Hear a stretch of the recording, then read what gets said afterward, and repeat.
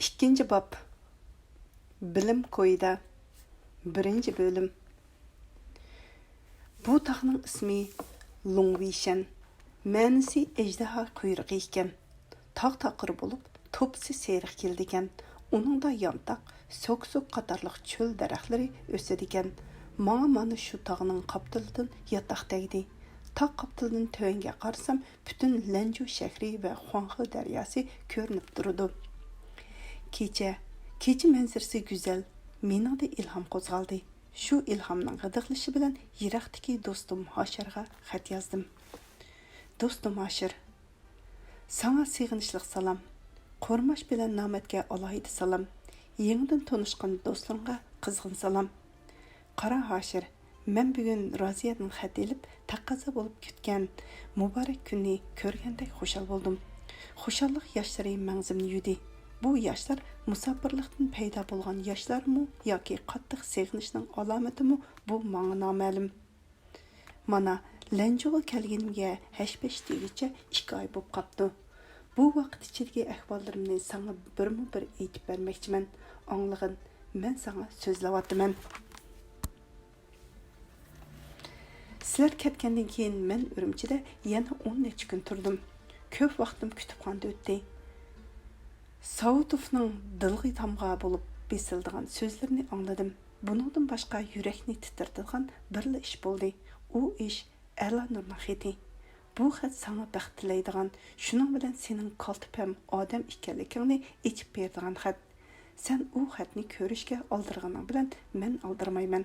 Qisqasi, xatni sana avatish yoki avatmaslik ustida texi bir qarorga kelolmadim. Bu gap mushu yerda turib tursin. Әмді мен өз әхвалымға келей. Қара, машинада 7 күн, поезда 1 сотка меніп, ақыры Lanju шәһәргә yetib келдік. Yolda kelгече xeyli yaxşı qilib səfər xatirasi yazdım. Köçürüp sana əvətib bermən. Sən bu səfər xatirangni mənə əvətkin. Hazır Lanjuda keş güz, vijildab açıq şamal urub durudu. Mən şamalға toğru turub elib şəhərə qaradım. Şəhər hərəkətdə. Goya bütün şəhər mening ostımda yalt-yult qilib turadi. Rengarang chiroqlar bilan bezalgan shahar kechasi seningda yulduzlar bilan to'lgan osmon parchasi yerga tushib qoldimikin degan tuyg'u qoldiradi. Huanghe daryosi xuddi yulduzlarni orlab so'zilgan samon yo'lidek oqirib turadi. Men derizamdan shahar kechasini tomosha qilishni yaxshi ko'raman. Shahar to'g'risida hozircha mushunchilikla yezib turay. Men turayotgan bu taq bag'ridagi joy G'arbiy Shimol Millatlar instituti deb ataladi. Bu yerning hamma nimasi menga yoqadi. G'arbiy Shimol o'lkalaridan kelgan 20 necha millat farzandlarining bir oilaga jam bo'lib inoq hayot kechirishimi, ularning xilma-xil kiyinishlari, xilma-xil tillarda naqsha aytishlari, maktabning sap havoliq, go'zal va ozoda binolar bilan to'lgan qo'ynimi, tog' qaptildagi mevalik bog'lari, havoliq shibonglari, sun'iy tog' va ko'llari, hashamatli klub kitobxonlarimi, qisqasi hamma nimasi menga yoqadi. Men bu bilim sarayida ulug' vatanimizning baxt va do'stlik bilan to'lgan illiq qo'ynining onalik taptini sezaman. Ashu ona mehridan nab ilayotganim uchun ichimdan xushalman. Dağdığlıq sözlərdən görə gündəlik turmuşum, şeirin arzu xiyallarım to'g'risida yozay. Bunda xat menga sanga yoqadi. Seyri qazonga purkangan ilhom baxsh kashkuzning bir yakshanbasi bizning til adabiyot fakultetimizning muavin jo'rini raqib meni Wuchushenga dam ilish o'rniga ilib bordi. U haraq ichishni yaxshi ko'radi. Sen bilsan, men bu ishda toza yetilmagan. Shundoq bo'lsa-mu uning rayiga beqib, ha ho deyishib berman. Chunki u hozir mening eng yaqin odamim. U mening g'amimni ko'p yeydi. Uning bilan balliq chaqlarda birga bo'lganim to'g'risida men sana so'zlab bergan-ku. Heyliqi meningdan mushab meni so'ltib qo'ygan raqib shu. U hozir boy, G'ulji shahridagi dodisidan miros qolgan joyini setib pulliq bo'lyapti. Pulni qog'ozning o'rnida ishlatadi. U nom chiqarish, yasinish, huzurlanishga amroq. Bo'libmi chiroyli qizlarni ko'rsa tura olmaydi. Qizlar to'g'risida so'zlashni yaxshi ko'radi. Qisqasi, uning aybi bor. Lekin uning ayblari do'st bo'lishimiz uchun daxlisiz. Biz kichigimizdan Qosh daryosining suyini birga ichib cho'ng bo'lganlar. Шуңа бәзі оқшап кетілген тарапlarımız бар. Мәсәлән, ikimizla pulni do'st tutmaymiz. Naqsha, külke chaqchaqni yaxshi ko'ramiz. Va qazalar, nimali bo'lmasin, menga do'st sirdosh lozim-ku. Raqibning zerikishlik so'zlarini sabr taqat bilan anglab o'tkazvatsamla, u menga ziyonli odam emasdek qiladi.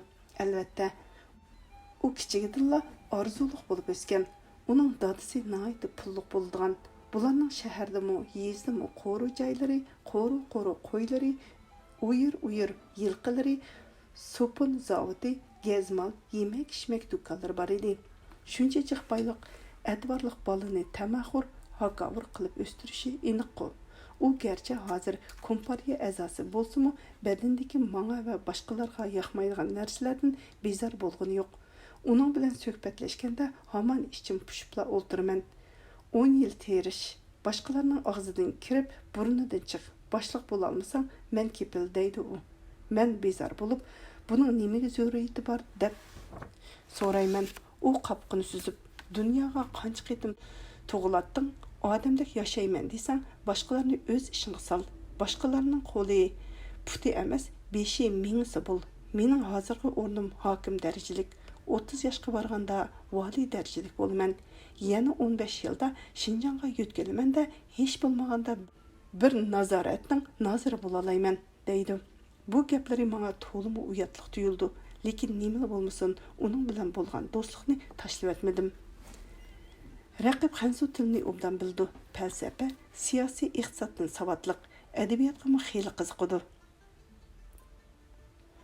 Bo'libmi qizlar bilan so'zlashganda romanlarni naql elib so'zlaydi. Ularni romanlardagi dangli qizlarning nomi bilan atabmi qo'ydi. U bir oqshimi yotqimiga kirdi. Mening o'rganish planimni ko'rib, kuniga 10 soat o'rganamsina, sarang qiz topmamsan, bir odam yaxshiroq o'ringa ega bo'lib olsa, bilimlik bo'lgani shu. Mansibing bo'lsa, boshqalar seni bilimlik deb to'nayverdi. O'rin o'rganish bilan qo'lga kelmaydi. Ahmaq, kapital, falsafa xatirlarini o'qimaymi faylasuf, iqtisodshunos bo'lg'ili bo'ladi. Qaysi bir boshliq kashkichi kitob o'qiydi deysan, xanzucha o'rganishni shundoq buncha ter to'kmasangmi, yana 3 yilda Rimman Jaboni o'qiy oladigandak bo'lsam, deb meni aybladi. Lekin mening falsafa xatirlarimni ko'rib qiziqib qoldi. Do'stlik yordamisi uchun bu xatirangni menga bergin deb dedi. Men sana ko'chirib beray dedim. Yaqinda kadrlarning o'rganish ahvolidan qilingan ko'rgazmada men qo'lyozmalarimni ko'rib qoldim.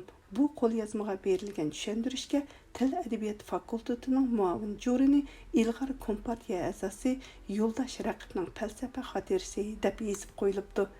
Raqib uchun mening yuzim loza surgandek vildab ichdi. Bu nima qilganing, Raqib deb so'rdim uningdan. Raqib, Marksizm, Leninizmni mushundaq o'rganaman. Sening qalaming bilan yozilgan gaplar mening qiynimga singilini ekan. Buningga olish ketmaydi.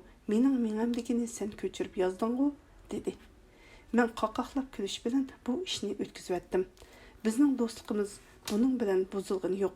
Biz Vujunshan bog'chisida tushukcha o'ynadik, sayli qildik. Bu tog' bag'ridagi bog'cha menga noit yoqdi. Raqib mast bo'lib olib, qizlarga qo'pol muomala qilishga boshladi. Tushdan keyin biz yandan orlig'i berish uchun to'mir osma ko'rik yeniga bordik. Tulumlardan yasalgan kichik qulvoqqa tushib, seriq suluq daryoga oqdik. Ajab ko'nglim ichildi. Daryoda ketib toza vaqirab naqsh etishdik. Lekin tulum qulvoq bilan 2-3 kilometr eqib, qo'yiq daraxtlik yandan orlig'i chiqqanda xo'shallik xapiliq qolmashdi. Haraqning kuchi bilan raqibning chala ko'rangligi adab ketdi. U meni qiyri kilyon darxi ostidagi qatlama ustalga olishib olib, shaxmat o'ynayotgan chet elliklarning yeniga elib bordi. Ondan xanzu tilda birimlarni dedi. Men hech narsa uqolmadim. Chet elliklar kulishib mening qo'limni qisdi va shaxmat jo'siga o'ltirg'izishdi. Men raqibga xafa bo'lib, sen meni Uyg'urlarning shaxmatchisi deb tanishtirdingmi nima deb so'radim. U, ha, nima bo'pti? Uyg'urlarning mo shaxmatda bo'sh kelmaydigini bu haqqa bir ko'rsatib qo'ymamsan, dedi. Ulardan biri kulib turib, "Qani siz oxnet tizing", dedi ruscha so'zlab. Men rus tilini buzib so'zlab, "Yo'q, men qarsin tizay", dedim. Men uda 3 taxta o'tirib qo'ydim. Bir qitim peshka mat bo'ldim, dedi. Chet elliklar bir-biriga qarshi kulishib edi. Kulkilari badnimga neshtardek sanjildi. İç-içimden xo'rlandim. Raqib ularning utib olganiga chidamadimu, bir chog'da og'zini buzib meni tiladi. Shuning bilan men kech kirguncha raqibga qapoq ochmadim. Bir chog'da u mas bo'lib olib mendan apu so'rdi.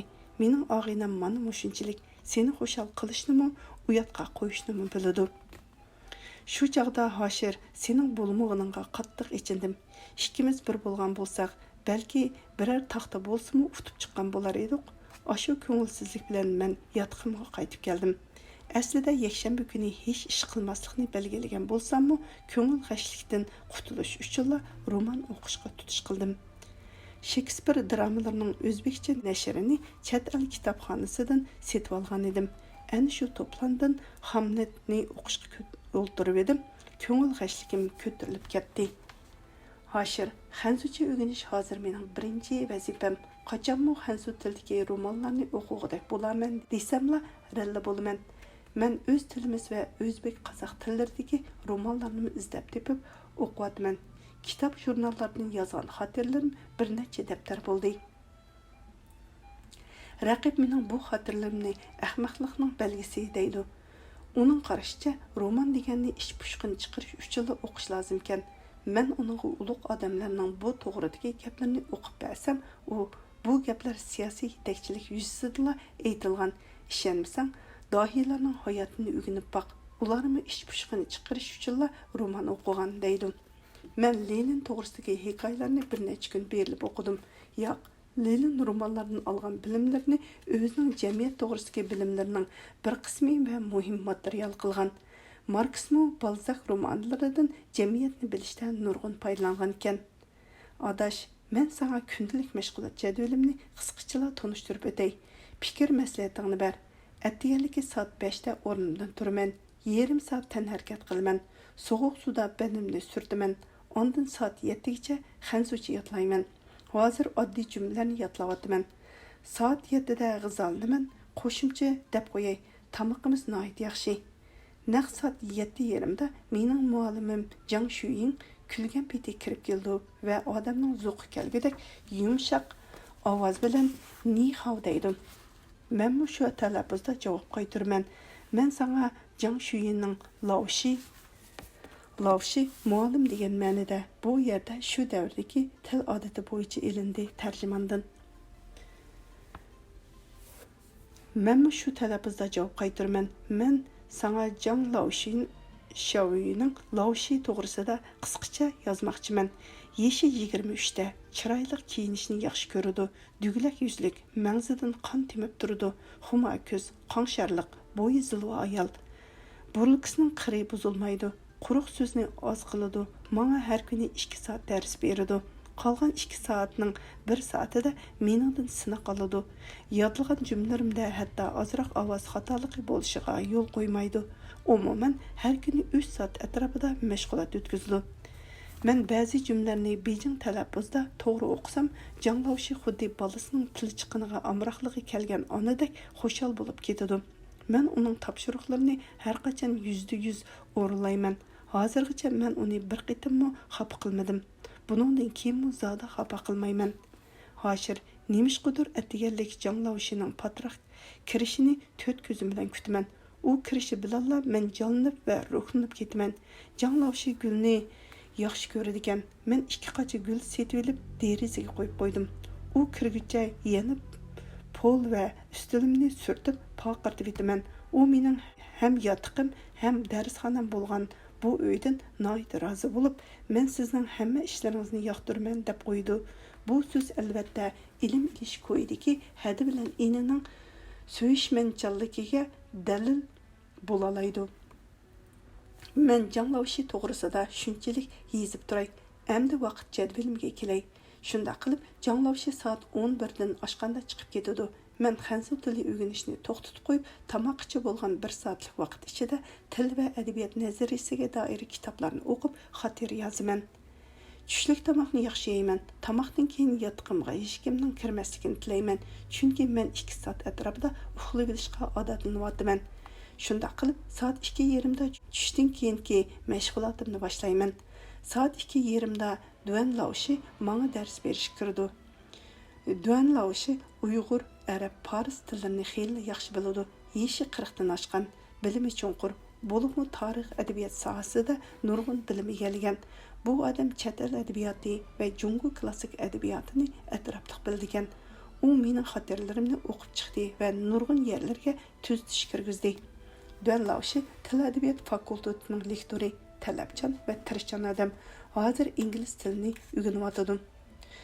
Duan Laoshi menga adabiyotshunaslikdan dars berdi. Men uning darsini ixlos bilan berilib anglayman. Lekin odash bizda xanzu tilini bilmay turib, bilim sohasida izlanishdan gap ochqil bo'lmaydigan jumu. Men o'zimga 5-6 oygacha bo'lgan vaqt ichida oddiy adabiy asarlarni yoza oladigan bo'lishga va'da berdim. Duan Laoshi har kuni 20 dan 30 gacha yangi xat bilishimni topildi. Amaliyotda men har kuni 40 dan 50 gacha yangi xat o'rganyapman. Odash oldiryapman. Oldimda dövünüp turgan kitaplar o'ziga magnetdek tortib turgan ilm fan meni til o'rganishga, tezroq va yaxshiroq o'rganishga aldirtmoqda. Men hozir kundalik xotiramdagi bugun sen bir kunni qandoqroq o'tkazding degan savolga rozimanlik bilan til bilimini egallash uchun yana 50 yangi xat va oz to'la nazariy bilim egalladim deb yozdigan bo'lib qoldim. Hoshir navbatida shuni deb qo'yay. Men to'liq o'tirni a'lo darajada puturib, o'zimni bilim ahli hisoblab yurgan edim. Bu mening yoshlik g'ururimdan paydo bo'lgan yuzaki hissiyotim ekan. Men endi o'zimni xeyli to'liq mo'ljalladim. Men bilim qo'yida amdila izlanishga boshlabdiman. Mening bilim ahli qatoriga o'tib, jamiyatga xizmat ko'rsatishim kelgusidagi ish ekan. Men ashu yiroq kelgusini yaqinlashtirish uchun barliq kuchim va idrokimni sarf qila olsam, o'zimni bir qadar irodalik hisoblagan bo'lardim. Duan Laoshining fazilatiga atrofliq baho berishga sal baldurlik qiladi. Umuman bilim va hayotni qizg'in so'ydigan, jamiyatga boylik yaratib berishga barliq kuchi bilan intildigan, ilm fan cho'qqisiga yeki-yegana emas, qiyoqas cho'qan bilan top-top bo'lib o'rlashni hayotidagi xo'shallik deb bildigan odamlarni men endi ko'rdim. Mana shularning biri Duan Laoshi. U tunugun meningdan sina qoldi. Men uning yaxshi bahosiga erishdim. U sizning asli qoldirish qobiliyatingiz meningdan ustun ekan. Siz yodlashni qanday mashq qilgan deb so'radi. Men 1 yil Qur'on yodlaganeman deb javob berdim. U qaqaqlab kulib ketdi va she'rlarni ko'p yodlaganmisiz dedi. Kona yangi she'rlardan topolganlarimni yodlagan. Masalan, Leylin dastonni necha qitim o'qib yodlab olgansiz? 10 qitimcha. Nayt yaxshi, dedi Duan Laoshi. Sizning asli qoldirish qobiliyatingiz va sabr, chidam bilan berilib o'rganishingiz bir fan xodimlarga loyiq xislat. Yana siz atrofliq bilim ilishqimi intilsiz. Masalan, fizika, ximiya, trigonometriya, xurmolarni pat-pat yodlab qo'ygansiz. Bu narsalarni bir ijtimoiy fan olimi uchun zarur. Lekin hargiz maqsadsizla o'zingizni ustun ko'rsatish uchunla bu ishni qilib yurgan bo'lmang. Bir olim uchun eng yaxshi fazilat birinchidan vatan va xalqni qizg'in so'yish, ana shu muhabbatni o'zining kuch manbasi qilish. Ikkinchidan qilchimi soxtalik va quvlik qilmaslik, amaliyotchi bo'lish. Siz mana bu jihatlarda o'zingizga qattiq talab qo'ying. Men uning ko'zaynak ichidagi talabchan ko'zlardan ko'zimni ola olmay qoldim. U butunlay menga fazilat to'g'risida dars beradi. Duan Laoshining mashg'uloti soat 4:20da oxirlashidi. Men soat 6gacha falsafa o'rganishga o'ltirman. Kechki tomoqdan keyin bo'lsa, ishchilar uyushmasining klubiga kirib 2 soat chamasida bilyard yoki shaxmat o'ynayman. Kech soat 8dan 10gacha bo'lsa, tarix va nazariya bilimlariga doir kitoblarni yoki roman o'qiyman. Mening kunlarim mana shunday o'tadi. Bu yerda Shinjongdan kelgan kadr o'qituvchi va o'quvchilar 500 dan oshadi. Men faqat shanba kunila tansiga yoki kinoga boraman. Yotqimga mehmonlar kamdan kam keladi. Raqib meni ichishga va o'yinga ko'proq tortadi.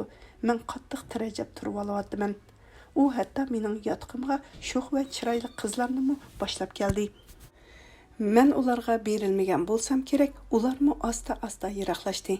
Angsam yosh o'qituvchilar bilan G'arbiy Shimol san'at o'mikining artistlari birlashib menga g'ilab ichidagi banda degan laqabni qo'yibdi. Men uningga xafa bo'lmadim. Немілі болмасын, u qizlarning niyati yaxshi. Meni o'zlariga aralashsa ekan deydi. Lekin adash, partiya, hukumat meni oliy maktabning yaxshi o'qituvchisi bo'lib yetishsin devatsa, men kitob va kundalik mashg'ulotimni qayirib qo'yib, qandoqmi ular bilan qo'yiq aralasha olayman? Men ularning qo'ygan laqimidan hatto rozi bo'lib qoldim. Bir necha yil shu g'ilabdan chiqmaslikqa qaror qildim.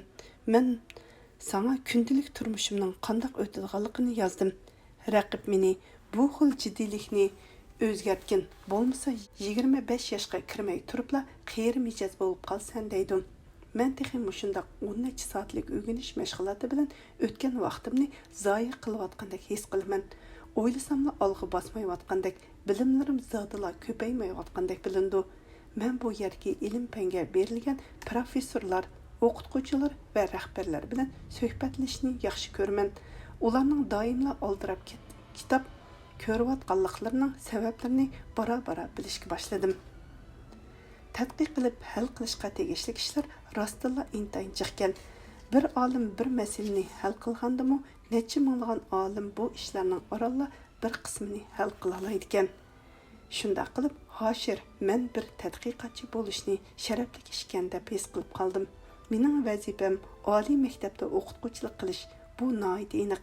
Men yuzlagan, balki minglagan tadqiqotchilarning bizdek o'qituvchilarning qo'ldan chiqadiganligini o'ylasamla xushallik his qilaman va o'zimni yaramli odamlar qatoriga dadil qo'ya olmayman.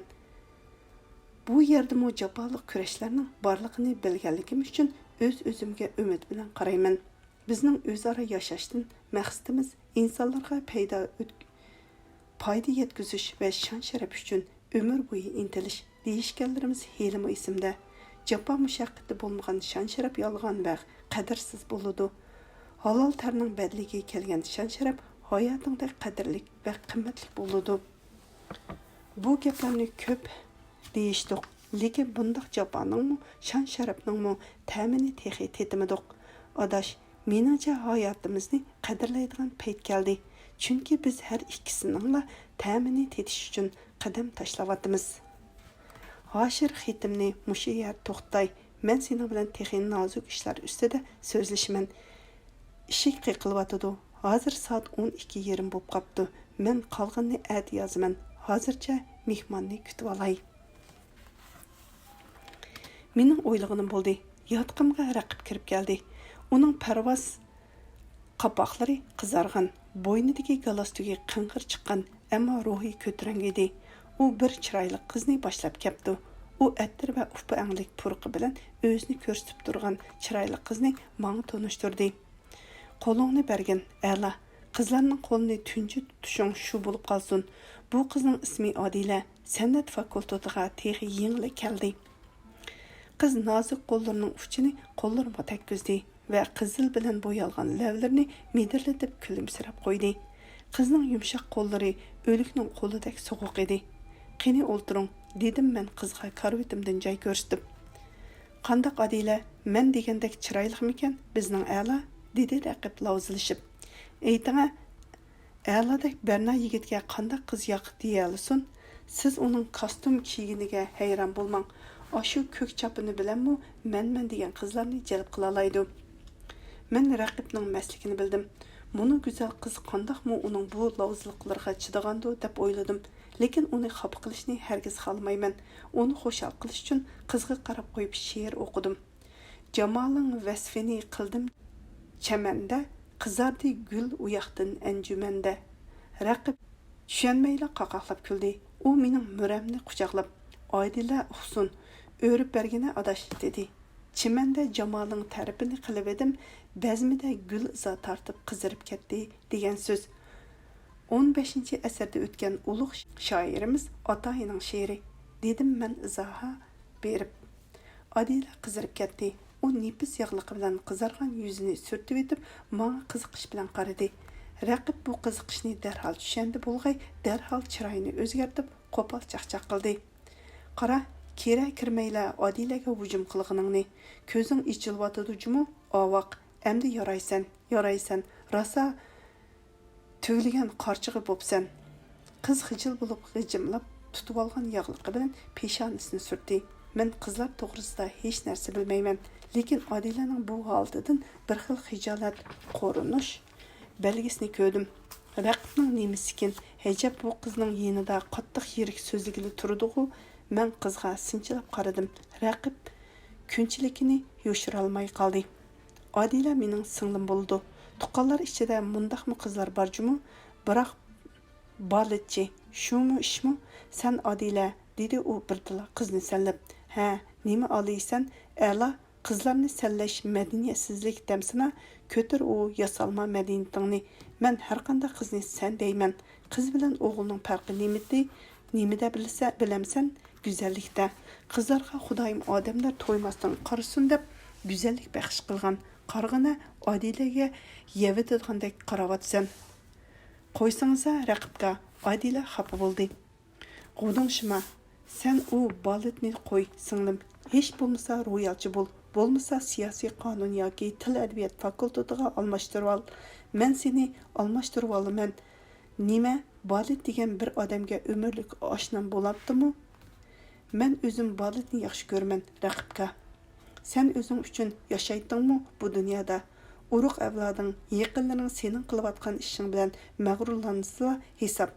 Singlim Adila chekatgidek sakrab balt o'ynaydi desam, yuzim ho'pildaydi mening. Qiz qaqaqlab kulib edi, ovozi kumush qo'ng'iroqdek anglandi. Men ularga choy qo'yib etib, bu gaping to'g'ri bo'lmadi. Adila Balitga havas bog'lagan ekan, albatta bu qizni Balitni yaxshi o'rganishga rag'batlantirishing kerak. Bizdan har xil kasbdagilarning dangliq odamlari chiqishi lozim. Bu davrda chiqmasa, qaysi davrda chiqadi? Balit biz uchun yangilik. Sening artistlar to'g'risidagi ko'z qarashing bo'lsa, ko'nliq, toza ko'nliq. Raqib miramga urib qo'ydi. Qaltis umidvorda sen. A'lo. Har xil sohada dangliq odamlarimiz chiqib, bizning millatimizni dunyoga tanitsin deysanda, mening millatparvar do'stim. Qiz jonlanib ketdi va inchki qoshlarini uchirib so'zlashga boshladi. Anglasam, bu yoq deganim nemisi? A'lokam olim bo'lishga tirishib etibdi. Maxsus ikki muallim a'lokamni tarbiyalab etibdi. Bizmi bir kam o'rinni to'ldiraylik. Balit boshqa millatlarning bo'lgani bilan o'zlashtirib olsak, biz uchun xizmat qilaveradi. Siz raqibga rostli ko'ni ko'z qarash ekansiz. Artist deslar axloqi yomon deb qaraydi ekansiz. Qiz texmi qizirib ketdi. U pat-pat yer ostidan menga qarab qo'yatdi. Men raqibning qizning nozik bellari, oq suzuk bo'yinlari, hatto kulganda paydo bo'lgan ziniqlargacha sapsilib, shahvona ko'zlarini uzmasdan qarab turganini sezib qoldimda, pak qiz ko'rinadi. Muni raqib u qizni qanday qilib egashtirib olgandi ha deb o'yladim. Sen A'lo, Adilani tuzukroq mehmon qil. Adila sening yotqinga mehmon boshlab keladi. Bilib qo'y, sen omadlik odamjimi? Boshqalar seni g'ilab bandisi deb tursimi, butun institutning ko'zi tushgan qizlari seni izlab g'ilab ichigimi kirmoqchi bo'lyotidi. Bilib qo'y, A'lo, yigit deganga omad bir yoki eshib ketsa 3 qitim keladi. Sen ahmoq bo'lib yana uyingga kirgan qarlig'ashni supurga ilib qo'g'lab yurmagin. Men sana deb qo'yay, Adila o'zining do'stini boshlab keladi. U qizni ko'rsang, og'zing echilib qoladi. Ras, dedi qiz menga qarab qo'yib. Siz u qizni bilsiz. Hozir u siz to'g'riliq yaxshi fikrda. Angladingmi avoq? Omad qushi muni xafa beshingni agimakda. U siz bilan do'st bo'lishni xohlaydi, dedi Adila raqibning so'zini bo'lib. Raqibkam sizni hamma joyda maqtab yurib, bizni qiziqish paydo qilib qo'ydi. Bugun sizni ko'rish uchunla kirdim. Bizdek arzimas yurtlig'ingizga ozroq vaqtingizni chiqarib qo'ying. Kelar shanbada do'stim Go'zalayni boshlab mehmonga kelaman. Qarshi ola olamsiz? Qo'lim ko'ksimda, dedim men kulib. Ammo mening musofirxonamda yaxshi kutilmay qolarsizlarmikin? Parangizni oyimisingiz bo'ldi, dedi Adila. Biz parang xumari, bizni kutman deb jo'mang. Qiz o'rnidan turdi. Demak, men rozi bo'ldim degan so'z. Men Go'zalayni yomon ko'rmangu, yana nimishqa rozi bo'ldim deb o'ylab qoldim. Mehmonlar kelsa 4-5 soat, hatto 7-8 soat vaqtim quruq gap bilan o'tib ketadi-ku. Uning ustiga bu qizlar bilan nimami so'zlashkili bo'lsin? Ular bilan o'rtaq tilga ega bo'lish uchun men xiyolimni chirmab olgan kitoblar, hukmlar, tushunchalar bir yo'llar tashlab etib, ularning tilaklariga uyg'un narsalarni o'zlashtirishim lozim. Yo'q, men buni qila olmayman. Lekin mehmonga kelamiz deguchilarni charki qiqishning o'zi toza qo'pollik. Men yo'q deyishga ilojisiz turganda mening o'rnimga raqib javob berdi. Bo'ldi, Adila, sen go'zal oyni boshlab kelaver.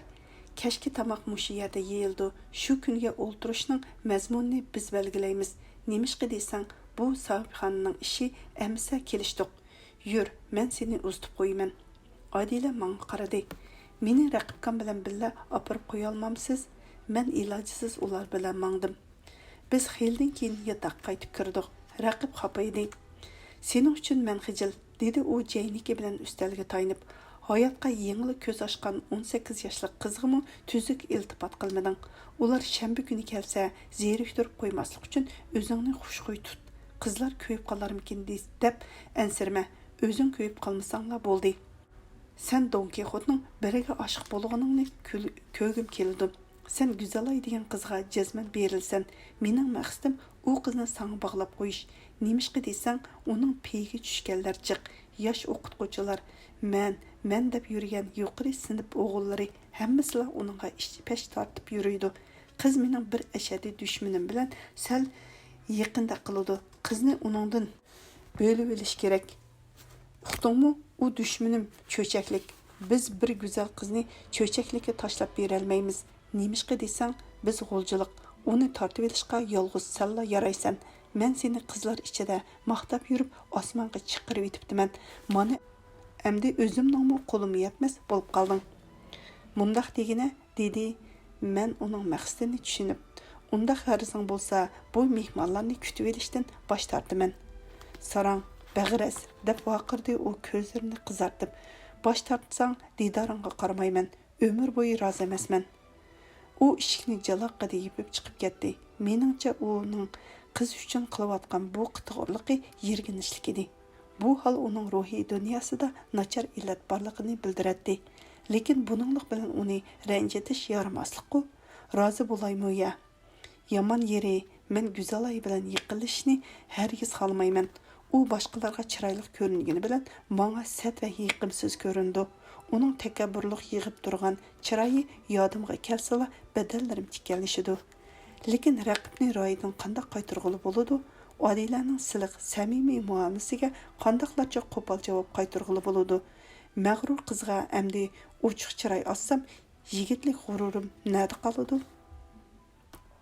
Men xeyli o'ylandim.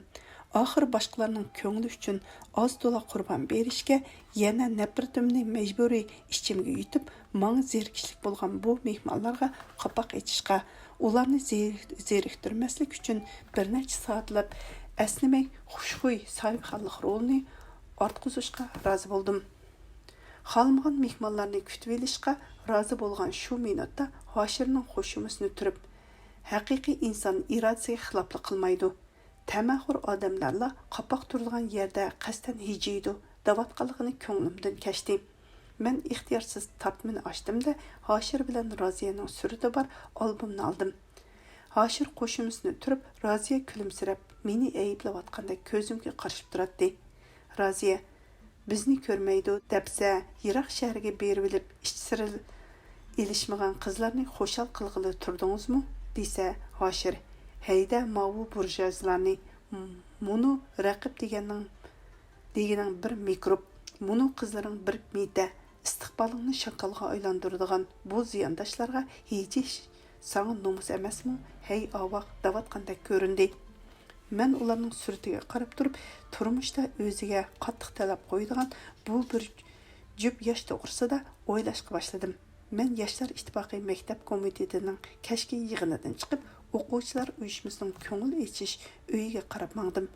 Bu kichik bo'limdan royal ovoz keladi. Bu ovoz yiqimli edi. Putimning uchida mengib bo'lib, bo'lim bo'sig'isiga kelib royal tangshidim. Royal chelayotgan Roziya edi. U mening tepsida turganimni tuymadi. U ulug' kichiktinib, beshini olqiniga qo'yib, birdam royal ustida tinib oldi-da, ondan royalni yepib qo'yib, derizini og'zi bilan hurdi. Quru ermidi. Qiz quruvni tirniqi bilan qirdi-da, qarshi derazdagi o'g'illar yotig'iga qaradi. Xeyli uzoq qargandan keyin derazaga tirniqi bilan "Hoshir" degan xatni yozdi. Qizni nozik sirini oshkorlashga majbur qilgan kuch mening vujudimga xuddi tok tutib olganimdek tez ta'sir qildi. Qiz ko'rib qolsa o'ng'aysizlanmasin deb asta kaynimga dajidim. Maktab qo'rusi oyningda oppoq libos ichida uxlaydi. Daraxtlarning shoxlaridagi kumush rang yumshoq qiruvlar xuddi biz xushal, chunki jimg'ur qizning sirini oshkorladik deyishayotgandek ko'rinadi. Hamma yoq qiruv bilan cho'pkalgan oq kecha mengu mening ko'z oldimdan ketmaydi. Chunki bu kecha mening do'stimga baxt ishga qiya ochgan kecha. Do'stimning tunji qitim suyimli qizning yuragidan o'rin elishi qanchalik xushallik, faxrlik ish. Men oydin kechiga, ko'rimsiz daraxtlarga zinnat bo'lib, tabiatga go'zallik ato qilgan kumush uvundisidek yaltiroq qiruvlarga rahmat aytimda uxlayotgan Hoshirning yotiga kirdim. O'z baxtidan qilchi xabar yo'q do'stimni mahkam quchoqladim. U metirlamadi. Men yuzimni yuziga yiqib, "Bilamsan, hey to'ga, shu turqida bir ajoyib qiz sening uchun to'lg'inib uxlay olmayotdi" dedim. "Nima deb qingshiydi? Mavu Avoq Pasha. Sana baxt tilayapman. Degining kelsin, bor yo'qol." U meni ittirdi. "Hey sarang, ajoyib ish ko'rdim. Qiz rostilla seni. Raziyami?" dedi u eransizlik bilan. "Bilaman. Uningga mening Xudoyim bergan qomatim, naqsham yoki kang peshonam, qo'yiq qishim yoqqandu, balkim mening yuragim uni jalb qilgan bo'lsa-di, men uni xuddi Farhod she'rini eti bilan qo'shib beshidni egiz ko'targandek dast ko'tarib, Firidun podshohning toji qilib olatdim. Yuragim mushu kelangsiz qomatinga hukmronlik qilyotmay, sandiqda saqlaqliqmidi? Galvang to'ga beshingga baxt qush qo'nsa, u qush qo'ndi deb sakrab yurmagan yana. U mening maydamdan ittirdi. "Mang uxla, qandoq qushliqini kelgusida ko'rmiz. Sen nimani bilatding? Sana o'xshash irodasiz odamlar qizlar miyiqida kulib qo'ysla shamdak erib ketadi. Bilib qo'y, mishchan qizlarning muhabbati yo'pirmoqdagi qirov o'xshaydi. Kichkina issiqni ko'rsla erib tugaydi yoki saranga o'tidek vol qiladi-da, pulsanglar o'chidi. Menga yolqin kerak. Jangallarni o'rtaveradigan yolqinliq o't kerak. Sen bir muz" dedim men xafa bo'lib. Sana ko'ngli tushgan qizning holiga voy. Sen muz, har qanday yolqinnimi o'chirdigan muzsan. "Mang yo'qol" dedi u tamg'a o'rilib yetib. Qizlarga vaqt ajratgan odam, o'z-o'zini xarob qildigan odam, qiz hayotingga tushgan ekak. Shuning bilan bizning suhbatimiz oxirlashgan edi. Mana bugun notanish qizlar yotqimga keldiganligini bilganligimdan keyin bu bir jup do'stimni yana esladim. Men ularga chin yuragimdan baxt tilayman. Lekin Hoshirning beparvoligi, pok qizning tunji muhabbati oldida tuzatgili bo'lmaydigan xatolikqa yo'l qo'yayotganligini o'ylasamla ichimdan o'rdinaman. Men uzoq o'ylandim-da, qo'limga qalam oldim. Hoshirga Roziyaning xatini, o'zimning fikrini yezib, uning g'uljiga qaytib ketishini qayta jekimoqchi bo'ldim.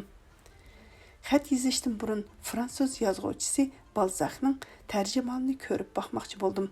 Turmushida baxtsiz bo'lgan bu yozuvchi mushundaq ishlarni qanday hal qilyotdi ekan?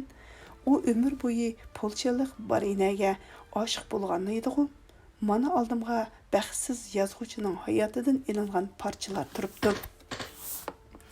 Men o'qishga boshladim. U hayot vaqtida davlat ilmiy jamiyati uni qabul qilmagan. Chunki u qarzdor yozuvchi edi. Martabaliklar uni kamsitgan. Chunki u qarzdor yozuvchi edi. 1848-yilgi inqilobiy parlament uni qabul qilmagan. Chunki u bir aksiyatchi, qardan chiqqan yozuvchi edi. U hayotida 17 yil oshiq bo'lib, orqasida yurgan polshalik Oqsunga xonim u vafot bo'lish oldida muhabbat yuzidan emas, balki ich og'ritish yuzidanla uningga tekkan. Lekin yozuvchi to'yi bo'lib 3 yildan keyin vafot bo'lgan. Balzacning umr bo'yi oshiq bo'lgan ayolga beg'ishlab yozgan romani Yevgeniy Grandining epigrafini o'qidim. Suratingiz asrim uchun eng go'zal zinnat. ismingiz go'yo baxt qushi qo'ngan bir shoxga o'xshaydi. Kim bu shoxni zinnat buyumi qilish uchun kesib keldikin? Dinimizning xosiyati bir sodiq qulning parvishi bilan mangu ko'klab qilishingizga chin qalbimdan tilakdoshman. Shuncha ulug' o'lmas asarlarni qoldirgan yozuvchi shaxsiy turmushida baxtsiz o'tgan. Hoshir Roziya yana bizga o'xshash odamlarning baxtsiz bo'lishi buning oldida qanchalik bir ish deysiz? Lekin o'limga yuzlanayotgan bir odam kichkina bir sabab bilan o'limdan omon qolganidek baxtsizlikka yuzlangan bir odammi menga o'xshash bir xolisning qo'li bilan baxtsizlikdan qutulib qolishi mumkin-ku? Men Hoshirga Roziya to'g'risidagi gaplarning hammasini yozmoqchi bo'ldim. Shu chaqda Roziyaning Alanurga bu sirni hech kimga aytmasligini topilganligi, Hoshirning qo'shimisini turib mening yozganlarimni ishonchsiz va azob bilan o'qiyotganligini ko'z oldimga keldi-da, bir mezgil o'yinish va yaxshiroq bir chora tepish uchun qog'oz qalamimni yana qo'yib qo'ydim. Nimani qilmay men ular to'g'risidagi xiyoldan qutula olmadim. Navada Roziyani Hoshirning yeniga berishga da'vat qilsam-chu, gap o'tkazalarmanmi? Ömer apandiga gapni ochiq aytib xat yozsam, shu odam qizni Hoshirning yeniga avatmasmi? Bu bo'lmaganda Hoshirga g'uljiga qaytish to'g'risida xat yozsam-chu, yo'q, u hargiz qabul qilmaydi. G'oya va shon sharaf uchun u yerga borgan odam hargizmi o'zining shaxsiy oilasi uchun hayotining bahosi bo'lgan ishni qurbon qilmaydi. Men nima qilarimni bilmay g'angirab qoldim. G'angirab qolganim uchun 2 yoshni bir yerga keltirish ustida o'zim bilan so'zlashib edim. Har xil bema'ni savollar tug'ilishga boshladi. Men kitobni yopib qo'ydim-da, ulug' Lenin to'g'risidagi hikoyalarni qo'limga oldim. Mana Lenin qandoq o'rganatdi va yozatdi degan maqola. Men iroda Purjinamni chingitadigan oshqushni topdim. Kitobni o'qigan sari meningda g'ayrat va o'z ishiga havas kuchayib boradi. Mening kunlarim jiddiy o'rganish bilan o'tmoqda. Yotqimga jonlovshi bilan duanlovshidan boshqa hech kim kirmaydi. Men butun zehnim bilan o'z ishlarimga berilib ketdim. Kunlarim har holda bema'ni o'tmadi. Men o'z turmushimdan to'liq roziman. Ba'zan meni chirmab olgan yigitlik havasini hisobga olmaganda kamchil narsam yo'q. Yaxshi tomoq, yaxshi uy, yaxshi o'rganish sharoiti bilan ta'minlanganman. Har kuni sahar turib chiniqib turaman. Tanlarimga xiyla at qo'nib samirib qoldim.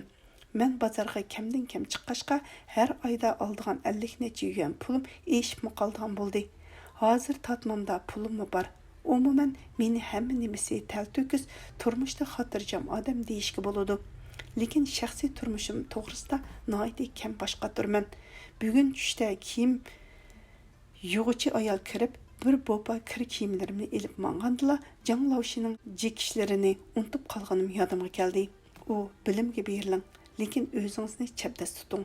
Napoleonning paskana kiyimingni uyga mukinib olib yuvgan degan so'zi o'z aybingni sazoy qilma degan ma'noda aytilgan degan edi. Men shuningdan keyin qattiq diqqat qilishga va'da bergan edim. Mana yana bir bopa kir. Bu kichik ish, lekin bu mening o'zimga qo'ygan talablarim oldida bo'shan ekanligimni ko'rsatadigan ish. Kichik talabga javob bera olmagan odam cho'ng talab oldida qandoqmi maydisiga uralsin. Yaqinda men iroda tovlash to'g'risida xeyli izlandim.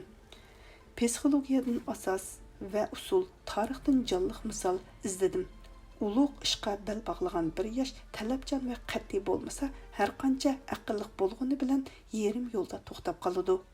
Aql seni g'oya yo'lda uchiradigan qanot, talabchanlik bilan qat'iylik shu qanotga harakat beradigan kuchning manbasi. Men yaqinda Danlovshi bilan mushu to'g'risida so'zlashdim. Danlovshi, sizmi 20 yosh vaqtlaringizda o'zingizning ba'zi ojizliklarini bilib turib yo'l qo'yatdingizmi? U kulimsirdi va ko'zoynigini surtib etib menga tikilib qaradi. Yaxshi savol. Umuman aytganda, mukammal odam bo'lish uchun o'zida ko'rilgan ojizliklarga rahim shafqat qilmaslik lozim. Lekin biz o'z ayblarimizni yengishga kuchsiz va ilojisiz edik. Buning sababi oddiy. Bizni tarbiyalagan hukumat bizning shaxsiy fazilatimizni hech nimaga o'lcham qilmaydi. Lekin hozircha insoniy fazilat jamiyatning bir boyliq bo'lmoqda. Siz meni o'zingizning hayot yo'lingizga ulgu qilmang. xatolisiz. Немішқі дегенде, мен көңіл жәмиетінің заводыдан шыққан. Сіз болсаңыз, haqiqiy insoniy xislat zavodida ishlanıyapsınız. Siz o'zingizga qasroqchilikmi sun'iy narsa bilan padas bermang. Qattiq talab qo'ying. Tanlagan yo'lingiz to'g'ri. Siz atrofliq bilim elishga diqqat qilasiz. Falsafa, tarix, arxeologiya qatorliq bilimlarga havas qilasiz. Yana siz pioner atriti va yoshlar ittifoqi tarbiyasini ko'rdingiz. Mana bu narsalar bizda yo'q edi.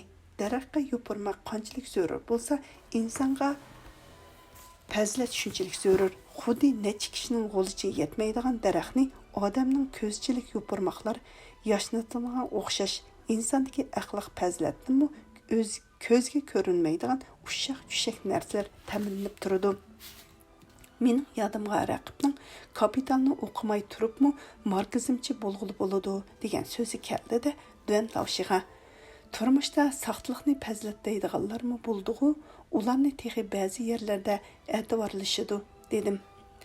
Biliq көзні mərvayət qılıb başqalarını aldaydiğanlar haman saxta nərsini həqiqət dəb qaraydı. Bu qarışqa ular adətlənген. Ularmı bizning cəmiyyətdə payda tapalaydı. Lekin ziyanның çoğunu tartılğanlarmı yəni aşular. Meni Yaşlar İttifaqı yığınıға çaqırıb, yacheyka şujisi kirdi.